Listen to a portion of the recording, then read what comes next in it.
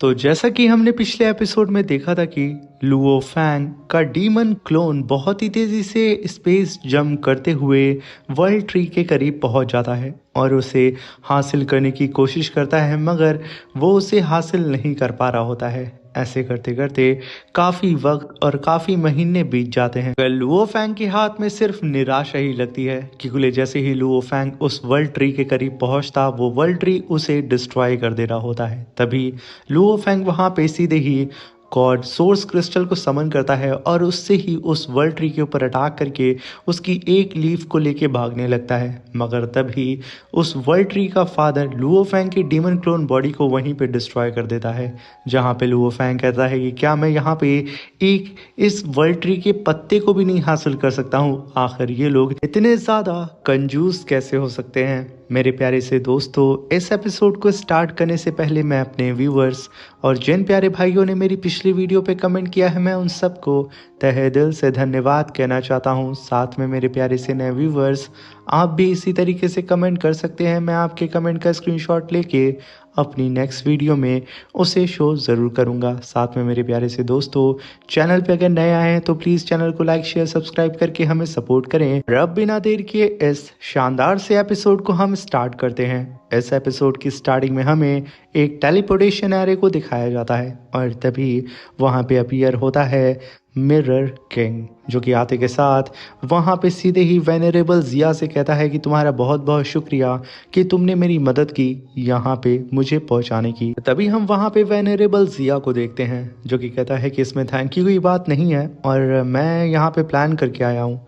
हम लोग यहाँ से सीधा ही डिसोलेटेड स्टोन आइलैंड की ओर निकलेंगे और वहाँ पे ट्रेजर हंटिंग करेंगे। मगर तभी मिरर किंग कहता है कि डिसोलेटेड स्टोन आइलैंड वो सेफ प्लेस तो है, मगर वहाँ पे कोई भी ट्रेजर नहीं है। मैं जाना चाहता हूँ नाइन नेदर सी के अंदर। ये सुनकर के वेनरेबल जिया कहता है कि नाइन नेदर सी वो बहुत ही ज़्यादा ख़तरनाक है। उसके अंदर जाते ही ना ही हम स्पेस जंप कर सकते हैं और ना ही खुद को टेलीपोर्ट कर सकते हैं। साथ में नाइन नेदर सी के अंदर अचानक से ट्विस्टर्स भी अपीयर हो जाते हैं, जो कि इतने ज़्यादा ख़तरनाक है कि अगर उसके अंदर एक बार यूनिवर्स वेनरेबल भी फंस जाए ना, तो उसका बचना भी नामुमकिन है।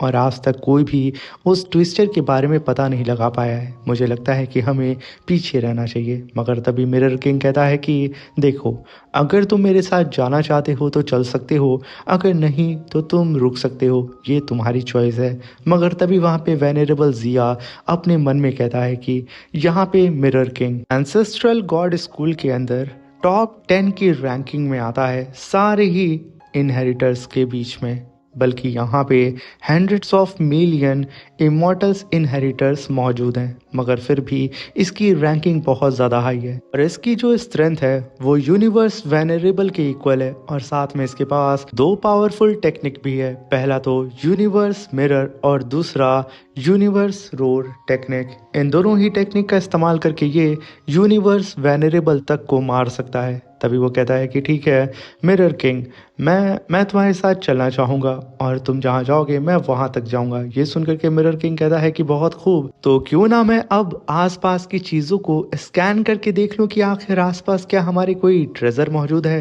ये कहने के साथ वो बिलियन किलोमीटर को स्कैन करना शुरू कर देता है और देखने की कोशिश करता है अपनी पीठ पे लगी हुई जायंट सी आई को एक्टिवेट करके कि क्या यहाँ पे कोई भी पावरफुल ट्रेजर मौजूद है या फिर कोई पावरफुल कल्टीवेटर जिसे वो मार करके उनके ट्रेजर्स को छीन सकते हैं। तभी वहाँ पे उसकी नज़र लुओ फैंग के ऊपर पड़ती है, यानी कि उसके अकॉर्डिंग ब्लेड रिवर किंग। अभी वहाँ पे मिरर किंग कहता है कि पर्पल थ्रोन आइलैंड के अंदर ये मुझसे बच गया था, मगर इस बार ये मुझसे बच नहीं पाएगा। ये एक ग्रेट अपॉर्चुनिटी है, इसे मैं पकड़ के रहूँगा। मगर वहीं पे वेनरेबल जिया कहता है कि मिरर किंग ऐसी गलती मत करना।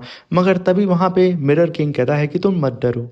नॉर्थ बॉर्डर अलायंस में हमारे लोग इन ह्यूमंस के अलायंस से नहीं डरते हैं। वेनरेबल जिया, तुम इन सब चीज़ों में इन्वॉल्व मत होना, मैं अकेले ही इन चीज़ों को हैंडल कर लूँगा। और इस ब्लेड रिवर किंग के पास एक फ्लाइंग ट्रेजर है। मैं बस उसे छीनना चाहता हूँ, बाकी कुछ नहीं। इसलिए तुम मुझे सीधा ही उसके पास टेलीपोर्ट करके लेके चलो और बाकी तुम दूर से खड़े होकर के ये देखना कि आखिर मैं किस तरीके से उस ब्लेड रिवर किंग को मारता हूँ। वैसे मैं उससे मारना तो नहीं चाहता हूँ, अगर उसने अपने उस फ्लाइंग ट्रेजर को मुझे दे दिया तो मैं यकीनन उसे जिंदा छोड़ दूंगा, और अगर उसने मना किया तो वो मेरा अगला शिकार बनेगा।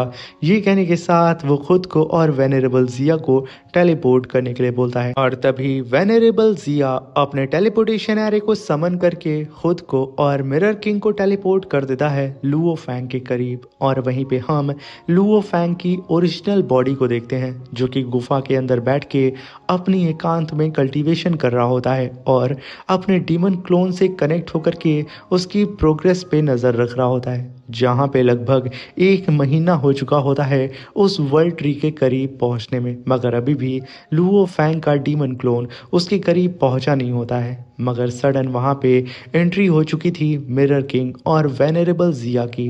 तभी मिरर किंग अपनी पावर को अनलेश करते हुए कहता है कि अब मैं इस चींटी को यहाँ से भागने नहीं देने वाला हूँ। ये कहने के साथ वो स्पेस और टाइम को पूरी ही तरीके से वहाँ पे सील कर देता है कि लुओ फैंग यहाँ पे किसी को भी सिग्नल ना भेज सके।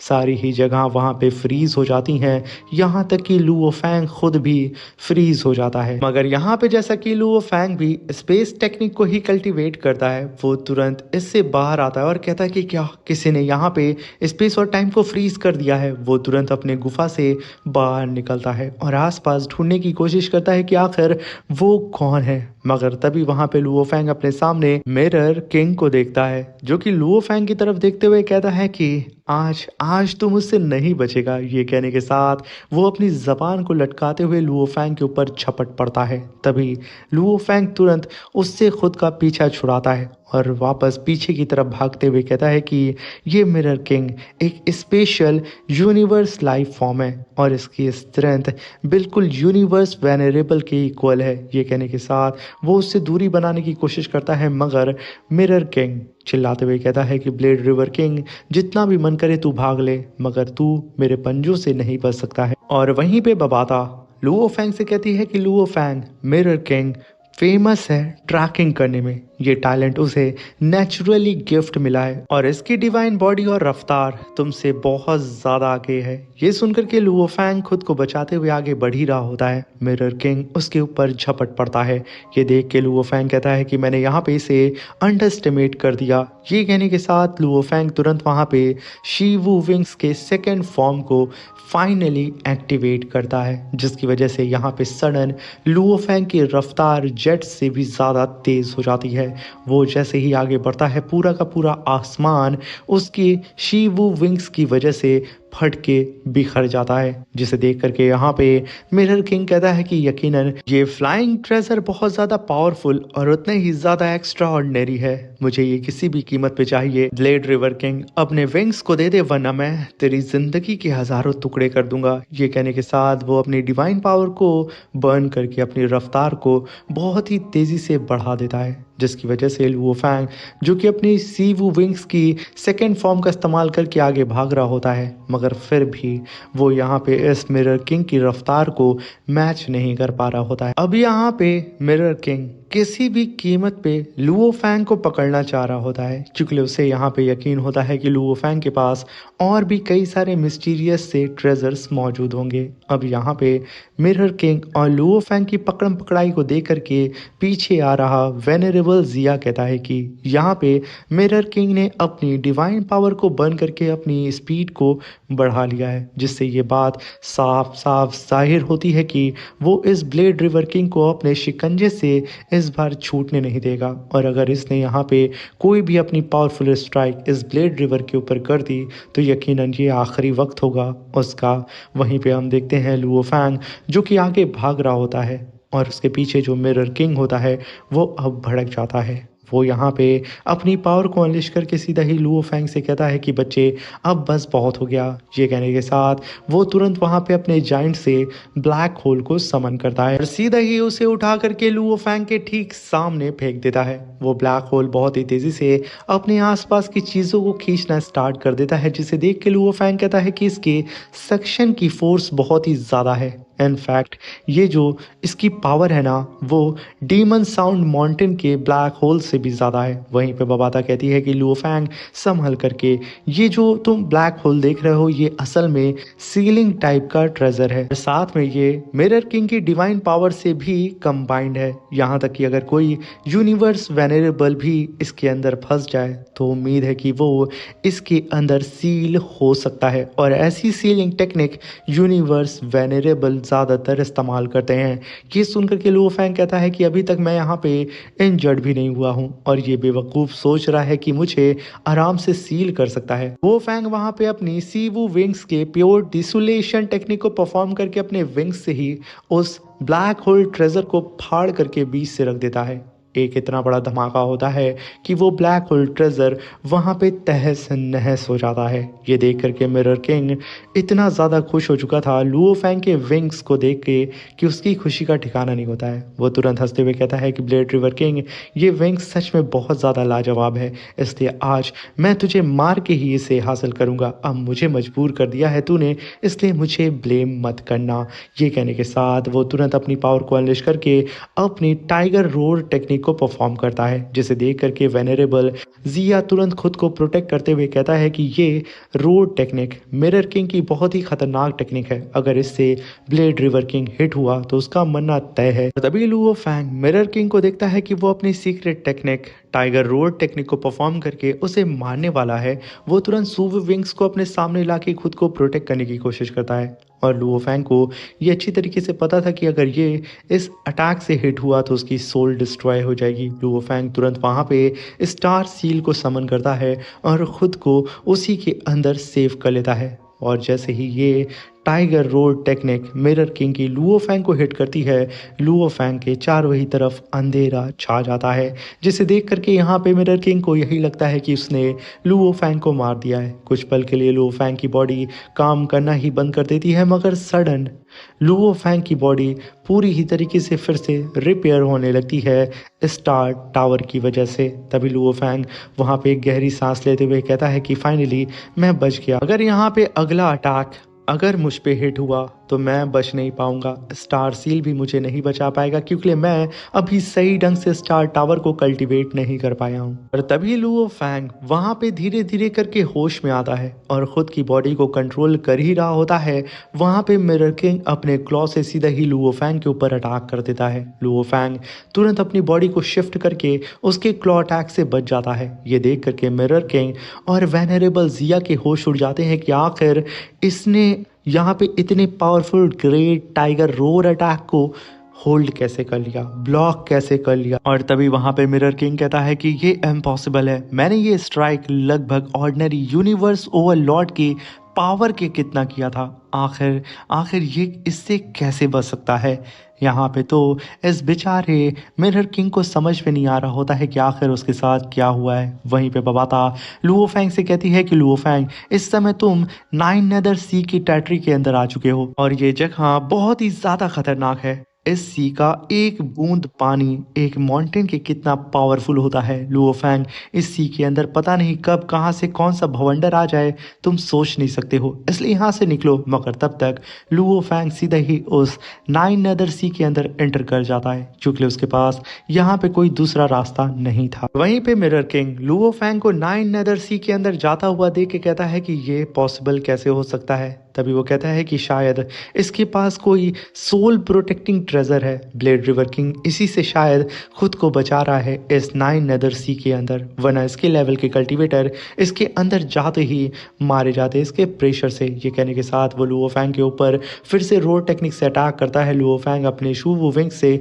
खुद को प्रोटेक्ट करता है, मगर यहाँ पे मिरर किंग का अटैक इतना खतरनाक था कि लुओ फैंग बहुत ही तेजी से और भी ज्यादा उस सी के डीप में जाने लगता है। तभी वहां पे लुओ फैंग कहता है कि मैंने शीवू विंग्स के पावर को उसकी लिमिट तक पुश कर दिया है, अब शायद मैं इससे ज़्यादा इसे पुश नहीं कर सकता हूँ। वहीं पे मिरर किंग अपनी पावर को अनलेश करके divine power thread cage technique को परफॉर्म करता है और उसके अंदर लुओ फैंग को फंसा करके अपनी रोल टेक्निक से अटैक करके उसे ख़त्म करने की कोशिश करता है। बबाता लुओ फैंग से चिल्लाते हुए कहती है कि लुओ फैंग संभल करके। मिरर किंग ने अपनी डिवाइन पावर को 10 टाइम बढ़ा लिया है अपनी इस सिग्नेचर टेक्निक को परफॉर्म करके। लुओ फैंग के ऊपर वो अटैक लगता तभी उन दोनों के बीच में एक और आई अपीयर होती है और सडन वहां पे एक टोर्नेडो अपीयर हो जाता है और वहां से आवाज आती है कि आउटसाइडर, तुम लोगों की हिम्मत कैसे हो गई मेरे क्लैन के अंदर घुसने की? आखिर तुम लोग यहाँ पे मरना चाहते हो क्या?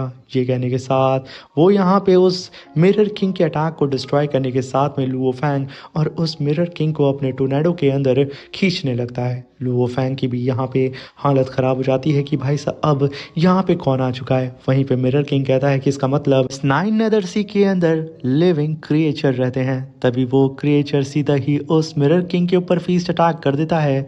मिरर किंग अपनी बड़ी सी आई से एक स्पिरिचुअल स्वॉर्ड को समन करके उसके फीस्ट अटैक को होल्ड करने लगता है और जब वो लुओ फैंग को देखता है तो कहता है कि ये ब्लेड रिवर किंग मेरे लिए फिलहाल के लिए खतरा नहीं है। खतरा ये है पहले मुझे इससे निपटना होगा, फिर मैं उससे डील करूंगा। लुओ फैंग अपनी जान बचा के वहां से भागने लगता है और वहीं पे बाहर वेनरेबल जिया कहता है कि नाइन नदर सी के अंदर सच में यहाँ पे कोई कल्टीवेटर्स रहते हैं और अगर इन कल्टीवेटर्स की पावर को मैं यहाँ से जब सेंस कर पा रहा हूँ तो कोई भी कल्टीवेटर इनके ग्रुप का अगर बाहर आता है तो वो यकीनन मुझसे कहीं ज़्यादा पावरफुल होगा। उस बेचारे वेनरेबल जिया की बाहर उस नाइन नदर सी के ही खड़े होकर के हालत ख़राब हो रही होती है और वहाँ पे इतना ख़तरनाक डिवाइन फ्लक्चुएशन हो रहा होता है कि पूरी की पूरी सी वहाँ पे हिल सी जाती है। और इसी के साथ मेरे प्यारे से दोस्तों ये शानदार सा एपिसोड यहाँ पे ख़त्म होता है। वीडियो अच्छी लगी हो तो प्लीज़ चैनल को लाइक शेयर सब्सक्राइब करके हमें सपोर्ट करें और कमेंट बॉक्स में ज़रूर बताएं कि आपको ये वीडियो कैसी लगी। Thank you for watching.